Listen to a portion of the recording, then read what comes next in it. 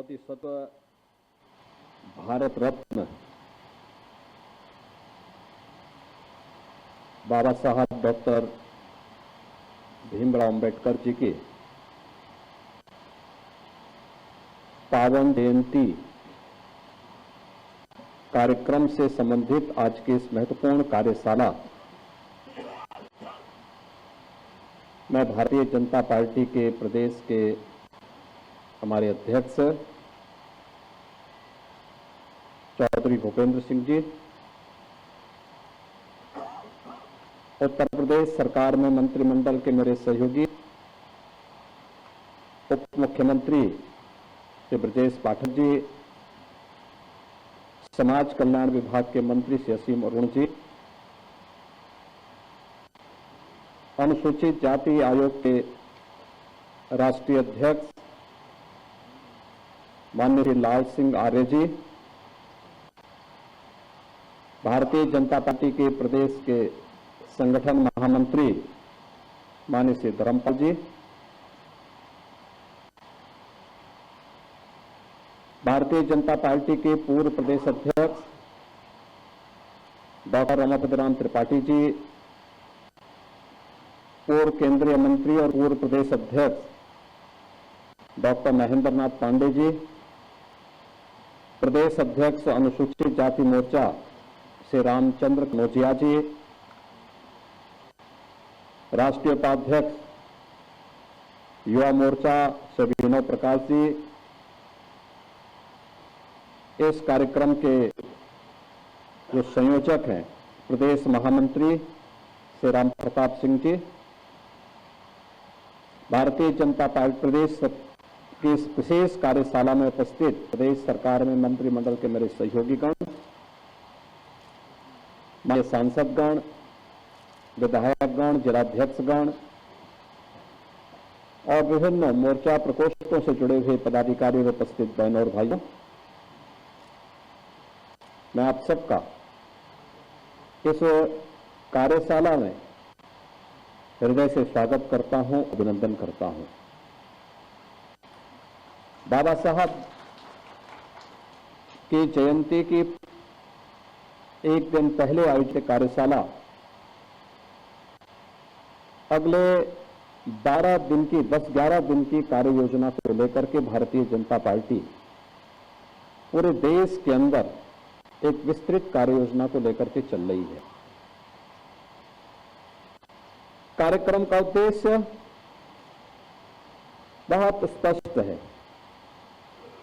पिछले 10 वर्ष में प्रधानमंत्री मोदी जी के नेतृत्व में भारतीय जनता पार्टी की केंद्र सरकार ने और विभिन्न राज्यों की भारतीय जनता पार्टी की सरकारों ने दलितों के लिए, वंचितों के लिए, पिछड़ों के लिए, महिलाओं के लिए कौन से कार्य किए हैं और उनकी उपलब्धि और रिजल्ट क्या है, और कौन से ऐसे कारक थे जो बाबा साहब भीमराव अंबेडकर के उस सपने को साकार करने में बाधक थे। क्योंकि जब हम सही तथ्य जनता जनार्दन के सामने रखेंगे ही नहीं तो स्वाभाविक रूप से जो लोग अब तक गुमराह करके अपनी राजनीतिक उल्लू सीधा करते रहे हैं, वे लोग इसी प्रकार से गुमराह करके देश के अंदर अव्यवस्था पैदा करके उन दलितों का, वंचितों का शोषण करते रहेंगे और राजनीतिक सीढ़ियों पर चढ़ करके सत्ता की ऊंची दुकानों के पकवानों का स्वाद लेकर के दलितों को, गरीबों को, वंचितों को उनके अधिकारों से ऐसे ही वंचित करते रहेंगे। और इसलिए एक विस्तृत कार्य योजना के साथ भारतीय जनता पार्टी प्रदेश की कार्यशाला यहां पे आयोजित हो रही है। यद्यपि ये कार्यशाला 3 दिन पहले होनी थी, लेकिन गांव-गांव संपर्क के कार्यक्रम के कारण ये आज हुई है।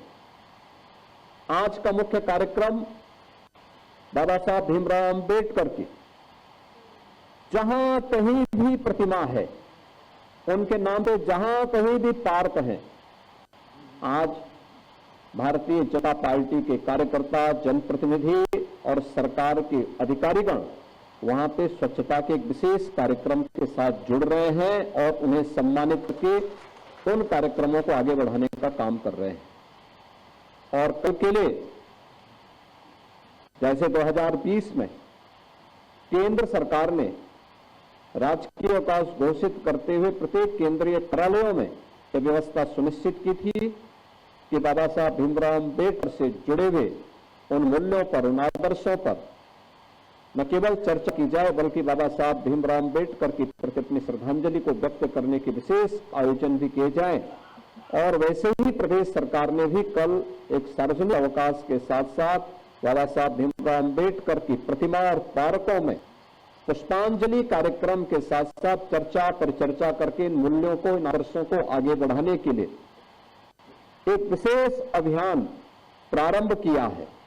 और उसी तर्ज पर आज इस कार्यशाला के साथ हम सब जुड़ने का कार्य कर रहे हैं। इसमें कोई संदेह नहीं कि पिछले 10 वर्ष में प्रधानमंत्री मोदी जी के नेतृत्व में बिना भेदभाव के शासन की योजना का लाभ हर वंचित को, हर दलित को, हर गरीब को, हर महिला को, हर अन्नदाता किसान को पहुंचाने का काम यह भारतीय जनता पार्टी की सरकारों ने किया है। लेकिन हमारी समस्या क्या है कि हम उस बात को बार बार दोहरा नहीं पाते। जिन लोगों को सुविधा मिली है उन लोगों तक हम इस बात को पहुंचाने के लिए कुछ देर प्रयास करते हैं, फिर वह प्रयास कहीं ना कहीं रुकता है। लेकिन यह एक विशेष अभियान जब हम इन कार्यक्रमों के साथ जुड़ेंगे, और 10 दिन का ये बड़ा अभियान, क्योंकि जब भी आप कोई बड़ा कार्य करते हैं, किसी बड़े अभियान को अपने हाथ में लेते हैं या कहीं भी कोई ऐसी घटना होती है जो किसी दलित को, किसी गरीब को, किसी वंचित को उसके अधिकार से रोकने का कुत्सित प्रयास होता है, तो विपक्ष कोई ना कोई प्रोपेगेंडा अपनाने का काम करता है। आप सब जानते हैं बांग्लादेश की घटना आपके सामने है, और बांग्लादेश की घटना को लेकर के मुझे लगता है 3 वर्ष पहले हमारे राज्यसभा के सांसद और SC/ST आयोग के पूर्व अध्यक्ष, उत्तर प्रदेश के पूर्व DGP श्री ब्रजलाल जी ने एक पुस्तक लिखी थी, और पुस्तक उन्होंने बाबा साहब भीमराव अंबेडकर और उस समय आजादी के समय के उन 2 दलित महायोद्धाओं की चर्चा करते हुए उसकी तुलनात्मक अध्ययन पर आधारित थी। एक तरफ बाबा साहब भीमराव अंबेडकर जिन्होंने कहा था कि मैं आदि भी और अंत भी मेरा एक भारतीय के रूप में रहेगा, और भारतीय के रूप में ही मैं अपनी पहचान को बनाए रखना चाहता हूं। और दूसरी तरफ जोगेंद्र नाथ मंडल थे जिन्होंने पाकिस्तान का समर्थन कर दिया, लेकिन 1 वर्ष भी पाकिस्तान में नहीं रह पाए थे। बहनों और भाइयों, जोगेंद्र नाथ मंडल के कृत्यों की सजा आज भी बांग्लादेश के अंदर वहां का हिंदू प्राप्त कर रहा है। आप सब जानते हैं बांग्लादेश में जो भी हिंदू है, जो प्रताड़ित हो रहा है, जो पीड़ित है, ये सभी दलित हिंदू हैं। और दलित हिंदू वहां पर किस कदर उनके साथ अत्याचार हो रहे हैं आपने देखा होगा। न कांग्रेस ने, न समाजवादी पार्टी ने, न ममता बनर्जी ने, किसी ने भी उनके पक्ष में आवाज नहीं उठाई। उठाई तो केवल भारतीय जनता पार्टी ने उठाई। भारतीय जनता पार्टी ने उठाई, और भारतीय जनता पार्टी इस बात के लिए प्रतिबद्ध है कि हमें हर हिंदू की रक्षा करनी है, और इसी के लिए सिटीजनशिप अमेंडमेंट एक्ट भी बनाया कि किन्हीं कारणों से पाकिस्तान में, बांग्लादेश में, अफगानिस्तान में कोई सिंधु, कोई सिख, कोई हिंदू, कोई जैनी, कोई बौद्ध, अगर वह वहां आया है तो उसको भारत की नागरिकता मिल जाए, इसका विरोध करने वाले कौन लोग हैं? ये वही लोग हैं जो कांग्रेस के रूप में, समाजवादी पार्टी के रूप में गुमराह करने का काम कर रहे हैं। ये वही दल है। ये व्यवहारिक धरातल पर भी दलित और वंचितों का अधिकार छीनने के अधिकारी होते हैं। आप देखते होंगे कहीं दलितों की झोपड़ी पर, उनकी जमीन पर कब्जा करने वाले कोई लोग होंगे तो इन्हीं दलों से जुड़े हुए लोग होंगे। ये सर्वाधिक कब्जा करते हैं। और ठीक बात है कि सरकार का डंडा है, सरकार उनको ठीक भी करती है, दुरुस्त भी करती है कि जिससे वे लोग गरीबों की, वंचितों की जमीनों पर कब्जा न कर सके। लेकिन फिर भी उनके द्वारा किस प्रकार के राग अलापे जाते हैं, हमें आश्चर्य होता है। ये वही राज्य है और यह देश वही देश है जिस देश में वक्फ के नाम पर लाखों एकड़ लैंड कब्जे की गई है। उनके पास कोई कागज नहीं, कोई राजस्व रिकॉर्ड नहीं, और राजस्व रिकॉर्ड नहीं तो सभी को वापस लेने की कार्रवाई, जब इस संशोधन विधेयक संसद में पारित हुआ है और अब इस पर कार्रवाई हो रही है, तो इसके लिए हिंसा भड़काई जा रही है। हिंसा में आपने देखा होगा कब पश्चिमी बंगाल में मुर्शिदाबाद 3 हिंदुओं की निर्मम हत्या हुई, उनके घरों से खींच करके उनकी हत्या हुई। और ये सब कौन है? ये सभी वही दलित हैं, वही वंचित हैं, वही गरीब हिंदू हैं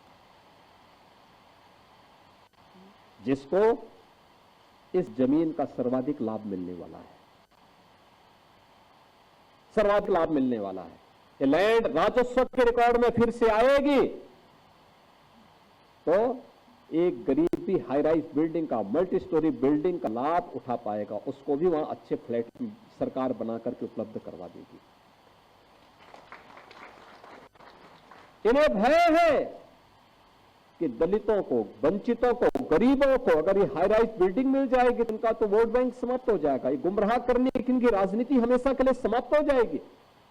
इसलिए लोग हिंसा भड़का रहे हैं, हिंसा का रास्ता अपना रहे हैं। आप देख रहे होंगे सिटीजनशिप अमेंडमेंट एक्ट पारित होने में जिसका लाभ सर्वाधिक पाकिस्तान, बांग्लादेश या अफगानिस्तान में जो वंचित हिंदू था, दलित हिंदू था, उनको भारत की नागरिकता देने का काम, जो कि कभी भी भारत में आए थे, 5 वर्ष पहले आए थे, उनको जब नागरिकता देने के कार्यक्रम को प्रधानमंत्री मोदी जी ने आगे बढ़ाया, इन्होंने पूरे देश के अंदर आंदोलन शुरू कर दिया, अभियान चालू कर दिया, बड़े बड़े आंदोलन किए, तोड़फोड़ की, आगजनी की। लेकिन सरकार ने भी दृढ़ता के साथ उसका सामना किया और सामना करते हुए आज इस नागरिकता देने का कार्यक्रम प्रारंभ किया है। कहां जाएगा? पाकिस्तान में, बांग्लादेश में पीड़ित हिंदू कहां जाएगा? और हिंदुस्तान की तरफ ही आएगा। दुनिया के अंदर कहीं भी कोई पीड़ित हिंदू होगा, वह आकर के अंततः हिंदुस्तान में ही आएगा और वह भारत में आकर के ही शरण लेने के लिए मजबूर होता है। लेकिन कांग्रेस और समाजवादी पार्टी या टीएमसी जैसे दल हमेशा इसमें बाधक रहे हैं और उन लोगों ने उन्हें दोयम दर्जे का नागरिक बनाने का काम किया, शरणार्थी के रूप में रखा। लेकिन भारतीय जनता पार्टी ने उन्हें अपनाया। ऐसे ही वक्फ संशोधन अधिनियम में भी इन लोगों ने वही हिंसा कर रहे हैं, धमकी दी जा रही है, फिर अव्यवस्था पैदा करने का प्रयास हो रहा है, क्योंकि इन्हें भय है कि लैंड अगर राजस्व के खाते में वापस आएगी तो गरीबों को मिलेगी, हॉस्पिटल बनेंगे, मेडिकल कॉलेज बनेंगे, शिक्षा के अच्छे केंद्र बनेंगे, अटल आवासीय विद्यालय जैसे विद्यालय बनेंगे तो श्रमिकों की और वंचितों के बच्चों को वहां पढ़ने की आवास शुद्ध अच्छी व्यवस्था मिलेगी। इसलिए ये लोग उस कार्यक्रम को नहीं बढ़ाने देना चाहते। बहनों और भाइयों, और जब इन मुद्दों की ओर से जनता का ध्यान हटाने के लिए आप कांग्रेस हो या समाजवादी पार्टी, ये राष्ट्र नायकों के अपमान पर उतारू हो चुकी है। ये राष्ट्र नायकों का अपमान करने पर उतारू हो चुकी। याद करिए 2012 में जब समाजवादी पार्टी की सरकार इस प्रदेश में बनी थी, समाजवादी पार्टी के तत्कालीन प्रदेश सरकार के मुखिया के रूप में उस सरकार के मुख्यमंत्री ने पहली घोषणा क्या की थी? उन्होंने कहा था जितने भी ये सामाजिक न्याय के स्थल बना दिए गए हैं इनको तुड़वाएंगे।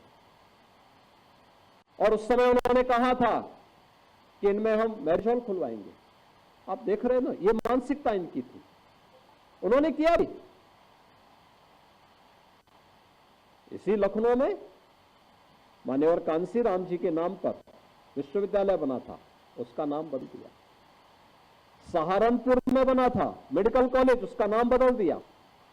कन्नौज में मेडिकल कॉलेज बाबा साहब भीमराव अंबेडकर के नाम पे बना था, नाम बदल दिया।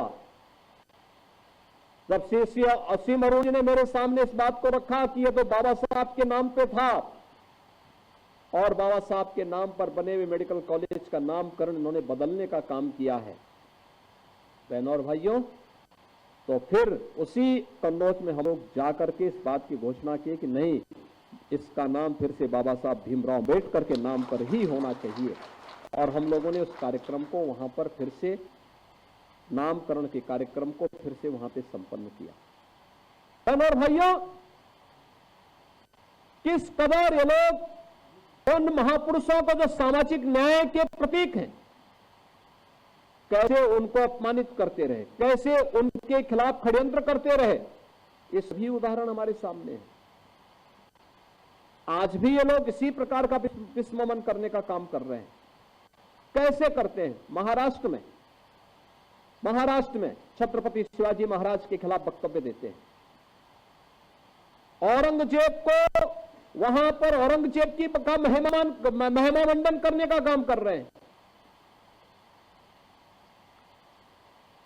आपको याद होगा 3 वर्ष पहले जब हम लोग प्रदेश के अंदर रन फॉर यूनिटी के रूप में लौह पुरुष सरदार वल्लभ भाई पटेल के जन्मदिन के कार्यक्रम के साथ जुटे हुए थे, तो समाजवादी पार्टी उस दिन भारत की तोड़क जिन्ना का महिमामंडन समाजवादी पार्टी के मुखिया कर रहे थे। याद करिए, जिन्ना का स्मरण कर रहे थे। और जब भारत के अंदर भारत के किसी महापुरुष को सम्मान देने की बात आती है तो ये लोग कोई ना कोई ऐसा प्रोपोगंडा अपनाएंगे जिससे समाज को आपस में बांटने का काम किया जा सके। चाहे वह छत्रपति शिवाजी महाराज का अपमान हो, चाहे वह लौह पुरुष सरदार वल्लभ भाई पटेल का अपमान हो, और चाहे वह महाराणा प्रताप और महाराणा सांगा का अपमान या बाबा साहब भीमराव अंबेडकर का अपमान, ये उसी श्रृंखला का हिस्सा है जो कांग्रेस और समाजवादी पार्टी का डीएनए अब तक करता रहा है। ये लगातार इस षड्यंत्र के हिस्से रहे हैं। लेकिन जब चुनाव आता है तो चुनाव के समय ये लोग कोई एक फर्जी पुस्तिका हाथ में रख के बाहर ही प्रिंट करवा करके, भारत का संविधान उसमें प्रिंट करवा करके और फिर जगह जगह जाकर के जनता के सामने किस तरीके से एक मायाजाल फैलाने का काम करते हैं, आपने गत लोकसभा चुनाव में देखा होगा। किस किस प्रकार के वक्तव्य इन्होंने दिए, कैसे कैसी बातें इन्होंने उस समय कही, ये किसी से छुपा हुआ नहीं है। और इसीलिए आज फिर मैं आपसे कहने के लिए आया, ये जो 10 दिवसीय विशेष अभियान चलेगा, ये उसी अवेयरनेस का हिस्सा है जिस कार्यक्रम को आज पूरे देश के अंदर कौन सी योजनाएं हैं, कौन सी योजनाएं दी गई हैं, कौन लोग थे जो बाबा साहब भीमराव अंबेडकर का अपमान करने वाले थे। यहां पे भी डिप्टी सीएम से ब्रजेश पाठक जी कह रहे थे 1952 में बाबा साहब को इन्होंने चुनाव हरवाया। बाबा साहब की जो संसदीय सीट थी उसके एक बड़े भाग को जहां से वे चुनाव जीत सकते थे, हिंदू बाहुल्य क्षेत्र था, उसको काट करके पाकिस्तान की तरफ भेजने का, पाकिस्तान को दे दिया गया। इन्होंने यह भी साजिश कही कि कि बाद में बाबा साहब को 1952 का पहला चुनाव, आम चुनाव जब हुआ था, उसमें भी इन्होंने हराने का काम किया था। 78,000 से अधिक वोट गिनती से बाहर कर दिए गए थे, जिससे बाबा साहब चुनाव पराजित हुए। 1954 का उपचुनाव जब बाबा साहब फिर से संसद में जाने को तैयार हुए, तब भी इन्होंने बाबा साहब को संसद में जाने से रोकने के लिए उनके निजी सहायक को तोड़ करके, काजोलकर को तोड़ करके उन्हें उनके खिलाफ लड़ाया और स्वयं उस समय के प्रधानमंत्री पंडित नेहरू स्वयं बाबा साहब के खिलाफ प्रचार के लिए गए और उन्हें फिर से वहां परास्त करवाया। अंततः बाबा साहब के लिए पुणे की सीट हिंदू महासभा के एक सदस्य ने छोड़ी और फिर बाबा साहब फिर संसद में जा पाए। बहनों और भाइयों, ये कांग्रेस या समाजवादी पार्टी यह हमेशा देश तोड़क तत्वों के साथ खड़ी रही है। संविधान के प्रेम्बल में तक इन्होंने संशोधन कर दिया। अभी हम लोगों ने पिछले सत्र में प्रत्येक सदस्य को संविधान के मूल प्रति, जो 26 नवंबर 1949 को बाबा साहब ने संविधान का मसौदा तैयार करते समय संविधान सभा को सौंपा, उस संविधान की मूल प्रति जिसमें बाबा साहब के हस्ताक्षर भी हैं, मसौदा समिति के अन्य सदस्यों के हस्ताक्षर हैं, वह प्रति हमने सभी माननीय सदस्यों को, विधानसभा और विधान परिषद के सभी सदस्यों को सौंपी थी, भेंट की थी। और इसलिए भेंट की थी कि हर सदस्य इस बात को समझ सके कि वास्तव में संविधान के मूल में क्या है, मूल यानी उसकी प्रस्तावना क्या है और प्रस्तावना में किस तरीके से इन्होंने छेड़छाड़ करके, प्रस्तावना का मतलब उस ग्रंथ की आत्मा के साथ ही इन्होंने खिलवाड़ करने का काम किया और एक खिलवाड़ भी कांग्रेस ने किया। यानी पहले बाबा साहब को चुनाव हरवाया, बाबा साहब के स्वर्गवास होने पर, उनके महापरिनिर्वाण होने पर उन्हें दिल्ली में अंतिम संस्कार नहीं करने दिया गया, उनका स्मारक कांग्रेस ने नहीं बनने दिया और बाद में 1976 में देश के संविधान में ही, उसकी प्रस्तावना में ही संशोधन करके ऐसे शब्द डाल दिए गए जिनके खिलाफ स्वयं बाबा साहब ने स्वयं भी तर्क दिए थे। बहनों और भाइयों, सही मायने में अगर आप देखेंगे तो बाबा साहब भीमराव अंबेडकर का वास्तविक सम्मान, उनके मूल्यों, उनके आदर्शों को सही प्रकार से सम्मानित करने का काम अगर किसी ने किया तो प्रधानमंत्री मोदी जी ने किया। बाबा साहब के पंच तीर्थ, उनकी जन्मभूमि मऊ मध्य प्रदेश, दिल्ली में रह करके उन्होंने अपने सार्वजनिक जीवन के कामकाज को निपटाया और उनका महापरिनिर्वाण हुआ।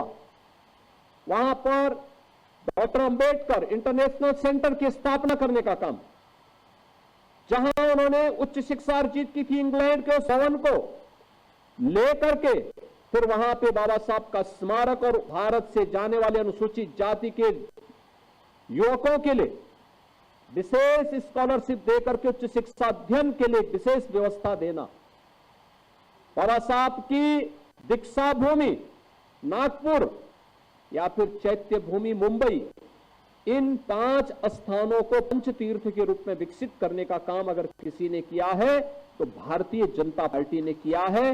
बाबा साहब भीमराव के सपने को साकार करने का काम किसी ने किया तो प्रधानमंत्री मोदी जी ने किया है। बहनों और भाइयों, यही नहीं, उत्तर प्रदेश में प्रधानमंत्री मोदी जी की प्रेरणा से हम लोग लखनऊ में भी बाबा साहब भीमराव अंबेडकर का एक इंटरनेशनल सेंटर और सांस्कृतिक केंद्र की स्थापना, उनका स्मारक और उनका एक सांस्कृतिक केंद्र भी स्थापित कर रहे हैं, जहां पर बाबा साहब भीमराव अंबेडकर के दर्शन पर शोध हो सके, लोग कार्य कर सके। कौन ऐसा महामानव था जिसने अपमान सह करके भी भारत और भारतीयता के लिए पूरा जीवन लगाया? वह कौन महामानव था जिसने देश की बदहाली के खिलाफ आवाज उठाई थी, गरीबों और वंचितों को उनका अधिकार देने का काम किया था? कौन वह महामानव था? जिसने तंगहाली में, गरीबी में जीवन यापन करते हुए भी दुनिया की उच्चतम डिग्री, शिक्षा की उच्चतम डिग्री लेकर के भारत को आगे बढ़े का काम किया था। याद करिए, पंडित जवाहरलाल नेहरू की कैबिनेट में वे उस समय के पूरी संविधान सभा की पूरी उनकी जो व्यवस्था थी और उसके उपरांत जो कैबिनेट बना देश की आजादी के तत्काल बाद, उसमें वे पहले सदस्य थे जिन्होंने इकोनॉमिक्स की उच्चतम डिग्री ली थी और उसमें शोध भी किया था। और कैबिनेट की उस समिति में चाहे वह विदेश नीति पर, चाहे वह आर्थिक नीति पर या वित्त संबंधी अन्य महत्वपूर्ण मुद्दों पर चर्चा करने के लिए, उसमें किसी में भी कांग्रेस ने बाबा साहब भीमराव अंबेडकर को स्थान नहीं दिया था। ये कांग्रेस की वे चालें हैं जो वह लगातार करती रही है और आज भी वह उस साजिश का शिकार पूरे देश को बना रही है। तो वही कांग्रेस हो या समाजवादी पार्टी, टीएमसी हो या वामपंथी दल, ये लगातार बाबा साहब भीमराव अंबेडकर के खिलाफ, सामाजिक न्याय के पुरोधाओं के खिलाफ षड्यंत्र रचते रहे। और इन सभी को यह समय है जब बाबा साहब भीमराव अंबेडकर की पावन जयंती के अवसर पर इन मुद्दों को लेकर के हम हर दलित बस्ती में, वंचित बस्ती में जाएं और वहां पर वास्तविक रूप से सही तथ्य रखें। लोगों को भी बताएं कि आखिर आजादी के 70 वर्षों में आपके घर क्यों नहीं बन पाए थे, आपको जमीन का पट्टा क्यों नहीं हो पाया था, आपको पेंशन की सुविधा से और छात्रवृत्ति की सुविधा से क्यों वंचित किया गया था, आपको स्वास्थ्य सुविधा के लिए आयुष्मान भारत का कार्ड क्यों नहीं मिल पाया था, आपको राशन कार्ड की सुविधा से वंचित किसने रखा था, आप लोगों को वैवाहिक व्यवस्था के साथ जुड़ते हुए मुफ्त की सुविधा देने का जो आपका अधिकार था उससे किसने वंचित रखा था, आपको नौकरियों से किसने वंचित रखा था।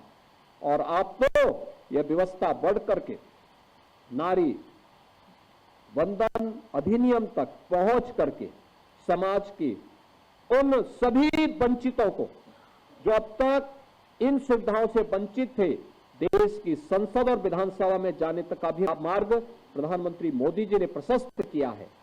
इन 10 दिवसीय कार्यक्रमों के लिए अभी से कार्यक्रम आगे बढ़े और मेरा विनम्र आग्रह होगा, यहां पे हमारे अनुसूचित जाति के राष्ट्रीय अध्यक्ष से लाल सिंह आर्य जी भी आए हैं। यहां पर संगठन ने पूरे दिन भर की कार्यशाला रखी, लेकिन कार्यशाला ससमय संपन्न होकर के आप सभी अपने अपने जनपदों में जाकर के उन कार्यक्रमों का हिस्सा जरूर बने जो बाबा साहब भीमराव अंबेडकर की जयंती के अवसर पर कल आयोजित होने वाले हैं। और उन कार्यक्रमों के माध्यम से कल पुष्पांजलि के कार्यक्रम हो, वहां पे भाषण होने चाहिए, इन मुद्दों पे चर्चा होनी चाहिए। और फिर परसों से जनसंपर्क के कार्यक्रम जब भी पार्टी ने 15 से 25 के बीच में जो तैयार किए हैं, इन कार्यक्रमों के साथ हमें बृहद स्तर पर जुड़ करके व्यापक जनसंपर्क के इस कार्यक्रम के साथ जुड़ करके, क्योंकि बहुत बार होता क्या है, जानकारी के अभाव में भी गुमराह लोग हो जाते हैं। जानकारी के अभाव में वंचितों को, गरीबों को उनकी योजनाओं का वास्तविक लाभ नहीं मिल पाता है। जब हम उन्हें बताएंगे कि आपके लिए ये सरकार की योजनाएं हैं, ये योजनाएं थी, इनका लाभ आप ऐसे ले सकते हैं, तो मुझे लगता है उसका बड़ा लाभ होगा। और मैं चाहूंगा कि हमें बाबा साहब अंबेडकर जी के उस महान व्यक्तित्व से प्रेरणा प्राप्त करते हुए प्रत्येक नागरिक को उसके साथ जोड़ने का कार्य करना चाहिए। और जो बाबा साहब ने कहा था कि मैं आदि भी और अंत भी एक भारतीय के रूप में ही रहना चाहता हूं, उस भारतीय के रूप में प्रत्येक समाज के प्रत्येक तबके को जोड़ने का कार्य हम सबको करना है। इस विश्वास के साथ इस पूरी कार्यशाला के लिए मैं आप सबको अपनी शुभकामनाएं देता हूं। और मैं चाहूंगा कि हमें जो ब्रिजलाल जी ने पुस्तक लिखी है, बाबा साहब भीमराव अंबेडकर बनाम जोगेंद्र नाथ मंडल, उस पुस्तक को जरूर देखना चाहिए। ये स्वतंत्र भारत का वह दिग्दर्शन कराती है जो हर भारतीय की आंखों को खोलने वाला है और बांग्लादेश और पाकिस्तान की वास्तविक सच्चाई को भी सामने रखने वाला है। जरूर हम इसको एक बार देखें इस विश्वास के साथ मैं आज के इस अवसर पर इस पूरी कार्यशाला के प्रति अपनी शुभकामनाएं देता हूं। धन्यवाद। जय हिंद।